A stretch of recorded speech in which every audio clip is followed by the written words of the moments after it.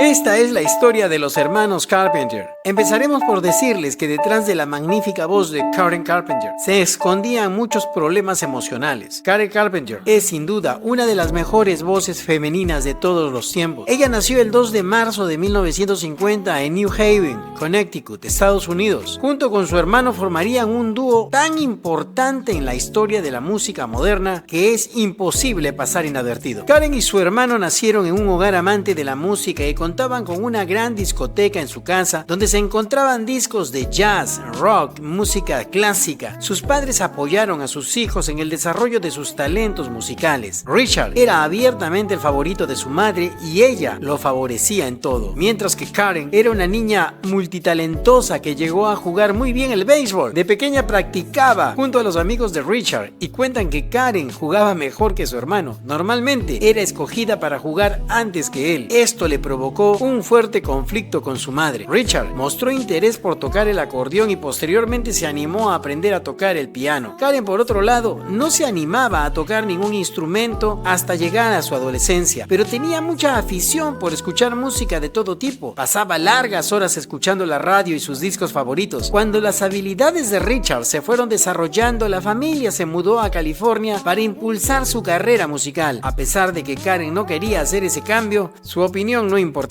mucho. Los padres veían en Richard un potencial musical que debían apoyar y punto. En California, Richard empezó a tocar en diferentes bares y locales pequeños. Karen, para evitar unas clases de gimnasia que detestaba, se unió a la banda de su colegio. Fue allí donde encontró su amor por la batería y desarrolló una habilidad extraordinaria con ese instrumento. En el año 1965, Richard fundó el Richard Carpenter Trio, con un amigo en la secundaria en el bajo y Karen en la batería. Solían tocar covers de otras bandas mezcladas con temas compuestos por Richard. Después de ganar un concurso de bandas, firmaron con la discográfica RCA. La música del trío era muy suave y tenía una fuerte influencia del jazz, muy diferente a las tendencias de aquella época, donde el rock estaba en pleno crecimiento. Debido a esto, la banda fue despedida de la disquera, algo de lo que más tarde se lamentaría. Después formaron un grupo llamado Spectrum, que no tuvo éxito, pero marcó un cambio en su música, ya que ahora contaban con más armonías vocales. Para esa época, Karen no solo era una baterista extraordinaria, sino también una excelente cantante con una voz armoniosa, suave y un bello timbre de voz, así que su hermano la nombró cantante principal. En ese momento tenía un ligero sobrepeso, motivo por el cual se sometió a una dieta. El resultado fue tan bueno que, con la pérdida de algunos kilos, se veía espectacular, solo que a pesar de haber alcanzado un peso ideal, ella continuó con la dieta.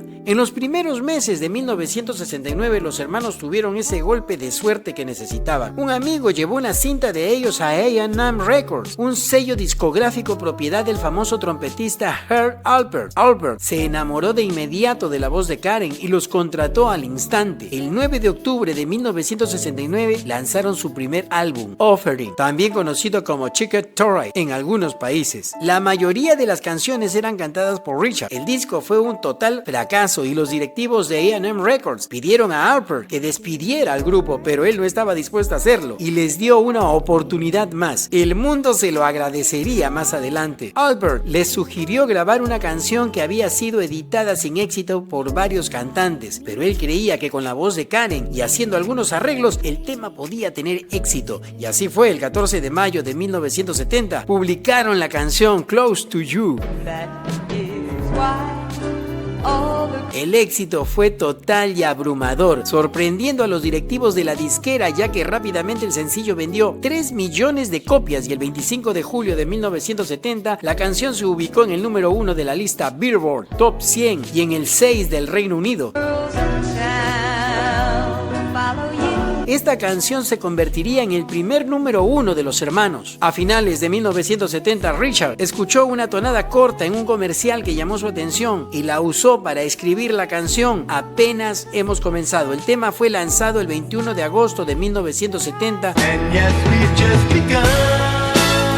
convirtiéndose en un éxito y llegando rápidamente al número 2 de la lista Billboard Top 100. Las ventas de este sencillo llegaron a más de 1 millón de copias y gracias a estos éxitos ganaron 2 premios Grammy en 1971. Los hermanos, con solo 2 canciones, ya eran conocidos en todo el mundo y recibieron una gran suma de dinero en regalías. Estas 2 canciones, junto con otras, formaron el segundo álbum del dúo llamado Close to You, que fue publicado en agosto de 1970 y de inmediato fue un éxito de ventas. Richard, viendo una película, escuchó un tema de la banda Red e imaginó que sería un éxito con la voz de Karen, haciéndole algunos arreglos con su estilo. Y tenía razón, ya que el tema fue un gran éxito. Esta canción fue lanzada el 15 de enero de 1971 y se llama For I'll Wake Now. Esta se ubicó en el número 3 de la lista Billboard y vendió varios millones de copias. Luego le seguirían Días Lluviosos y Lunes. Número 2 en Billboard y Superstar, también número 2 en las listas Billboard Top 100. Estas 2 canciones, juntas con otras, formaron su tercer disco llamado Carpenter, editado el 14 de mayo de 1971. La voz de Karen poco a poco sobresalía en la banda y muy a su pesar, Richard tuvo que ceder y poner a Karen al frente de la agrupación, en lugar de estar detrás de la batería. La presencia de Karen terminó por opacar a su hermano. El 19 de junio de 1972, los Carpenter lanzaron su sencillo Goodbye to Love y, como era de esperarse, fue todo un éxito. En esta canción Richard incluyó un solo de guitarra, algo inusual en ese tipo de música, y de esta manera dieron forma a la Power Ballad.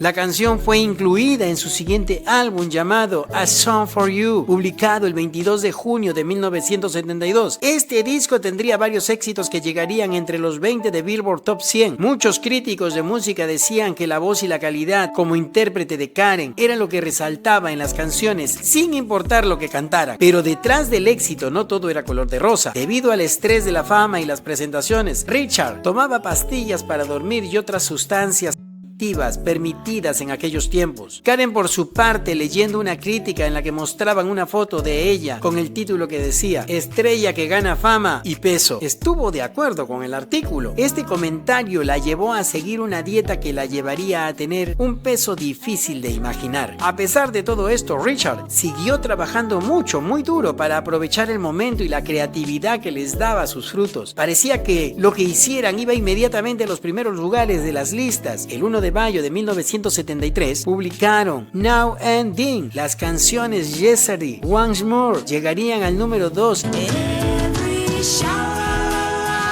y Sing al número 3. Para esa época, Karen consumía grandes cantidades de laxantes para bajar de peso y llegó a pesar en esa época 45 kilos. Fue ella la que le obligó a su hermano a solucionar sus problemas de adicción, a pesar de que ella misma tenía problemas serios también. La cantante explicaba que su problema de peso se debía al estrés y a la gran carga de trabajo por las giras. En esos años, la anorexia nerviosa no era algo común y era un trastorno mental casi nuevo y muy poco conocido. El 6 de junio de 1975 editaban el álbum Horizon. Este álbum contenía uno de los mayores éxitos de los hermanos. La canción se llama Por favor, señor cartero, que se convertiría en el número 1 en los Estados Unidos, también número 2 en las listas británicas. Y la canción Only Yesterday, que alcanzó el número 4. En el año 1974, la extrema delgadez de Karen originó la teoría de que tenía cáncer, pero la familia descartó ese rumor. Para esa época, ella consumía una sustancia vomitiva usada en víctimas de envenenamiento. Para el año 1976, la popularidad del dúo había disminuido y su séptimo álbum, Una especie de silencio, no tuvo las ventas esperadas. Bueno, los Carpenter lograron vender más de 150 millones de discos y la dulce y bella voz de Karen sería considerada la mejor de de todos los tiempos. En el año 1979, Richard se internó en un centro de rehabilitación para tratar su problema de adicción, y en este periodo Karen aprovechó para grabar un disco como solista, alejándose del estilo de los Carpenter. Grabó 12 temas propios con su propio estilo más movido y acercándose al disco. Pese a su gran trabajo, el hermano y los directivos de la disquera decidieron archivar el trabajo y no lanzarlo. Este hecho sumió a Karen en una profunda depresión. Al parecer, solo Karen podía cantar las canciones que quería su hermano o los directivos de la disquera. Ellos decidieron su archivamiento, a pesar de que el famoso Quincy Jones, posteriormente productor de los discos de Michael Jackson, les rogara a los directivos y a Richard Carpenter que lanzaran el disco, que a su parecer era un éxito seguro y marcaría un cambio en la música. Para muchos, Richard tenía celos de que Karen alcanzara la cima sin su compañía. El disco fue publicado en 1996, después de 13 años de la muerte de Karen, gracias a que Richard por fin dio su consentimiento. Karen tuvo muchos problemas amorosos con sus parejas, muchos de ellos conocidos en la industria del entretenimiento. En una entrevista dijo que no se imaginaba un matrimonio con la carga de trabajo que tenía debido a las grabaciones, a las giras, pero su gran amiga y admiradora, Olivia Newton-John, contó que ella le confesó su deseo de casarse y tener una familia, algo que nunca pudo lograr. En 1980, Karen conoció a un galante hombre de negocios llamado Thomas James Burris. Este se encontraba en bancarrota y vio en ella la oportunidad de salir de su crisis financiera. En pocos meses, él le propuso matrimonio y ella aceptó, pero antes de la boda, Thomas le confesó que no podía tener hijos debido a que se había hecho la vasectomía. Esta confesión provocó en Karen la idea de anular la boda, pero su madre se lo impidió, ya que todo estaba listo y sus familiares ya estaban en camino desde diferentes partes del mundo. Karen, que necesitaba un poco de aprobación de su madre, accedió a casarse nada más por esta razón. Este matrimonio con este terrible individuo sería su pesadilla. En poco tiempo, Burris empezó a gastar todo el dinero de Karen en lujos y caprichos innecesarios. Y esto no fue lo peor. Él la sometió a humillaciones y castigos psicológicos y físicos. Son muchos los que dicen que este hombre fue el causante de la muerte de Karen debido a los maltratos que ella sufría. Después de un año de casados, Karen solicitó el divorcio. En esa época, ella tomaba varios medicamentos para bajar de peso y sus amigos estaban muy preocupados por su salud. Su familia insistía en que estaba muy bien y que los problemas los tenían que solucionar ellos en el seno familiar de los Carpenter. Bueno, en contra de su familia, Karen fue a buscar tratamiento para sus males a Nueva York en 1981. El médico que la trató era un afamado experto en problemas alimenticios y en una sesión familiar les conminó a los miembros de la familia que le dijeran a Karen que la querían mucho, cosa que sí hicieron su papá y su hermano, pero la mamá se negó y regañó al médico por dirigirse a ella por su nombre de pila, tomando esta actitud como una falta de respeto hacia su persona y saliendo de la reunión diciendo que esos problemas los tenían que solucionar únicamente entre ellos. El amor de su madre era la emoción que más anhelaba Karen, según lo que había descubierto este médico tratante. Así es, amigos míos, como nada queda a la deriva y sin consecuencia en esta vida, llegó el día 4 de febrero de 1983. La señora Carpenter sintió un golpe en la habitación de su hija. Al entrar, la encontró en el suelo. Karen había fallecido con tan solo 32 años. En ese instante de su vida, solo pesaba 35 kilos. Y así se fue una de las mejores cantantes de todos los tiempos. Nos quedan sus grabaciones y un ejemplo más de que el éxito tiene varias aristas y que no solo la fama y el dinero son suficientes para ser feliz. Pero eso sí, los amantes de su extraordinaria voz jamás la vamos a olvidar. Hasta la siguiente historia.